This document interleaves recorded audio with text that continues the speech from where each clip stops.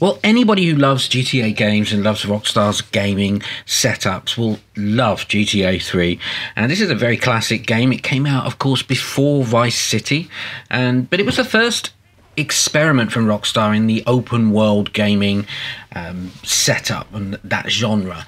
The original concept of Grand Theft Auto, being that you have to steal vehicles to move around, came about in GTA 1 and 2, which sort of paved the way for what Rockstar eventually wanted to evolve their games into, which is this open world expansive enterprise that you build from arriving in a city or in a location and gradually working with contacts to build reputation and earn money, and develop through a story arc, doing jobs and appearing within different factions around the city, making choices about who you should and shouldn't side with and work with. And I'm getting to the point in the game now where I've been playing it for probably around sort of 6 days.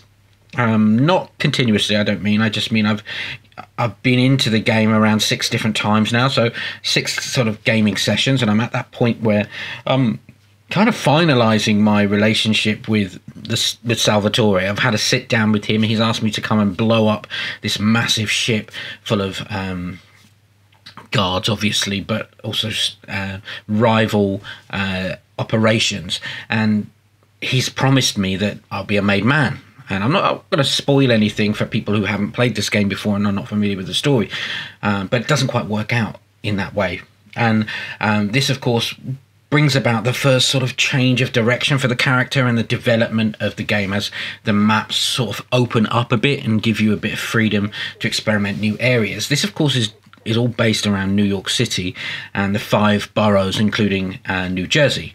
And each one of those is represented in different stages throughout the game. So I'm kind of coming to the end of stage 1 and the culmination and completion of this massive mission, which really just involves the character, or me, standing on top of a building and covering 8-Ball while he runs around and plants detonation devices and bombs all over the boat. Bit similar to some of the stuff that we did in the GTA 5 story mission, and we've seen this in other missions before where you're sort of covering from a sniper perspective. And upon going back to visit Salvetore, who's the local head of the family, I expect to be greeted with rewards, whatever, but he gives me one last job to go and pick up a car which they had to dispose of someone, and the car's waiting. But I get a message mysteriously from his wife telling me that it's a trap and I should meet them down here. And upon arriving at the docks, she explains that this is not what I think it is, and that she, for some inexplicable reason, has told her husband, the head of the local mafia crime family, that herself and me are an item. And that's, as I say, I'm not going to spoil the way that the story progresses, but that's all I know at this stage. And I'm told that I'm now marked for death.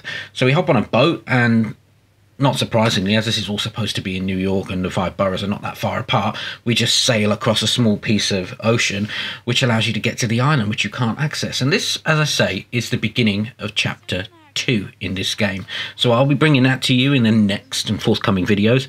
Don't forget to like and share and interact with this video, and have a look at my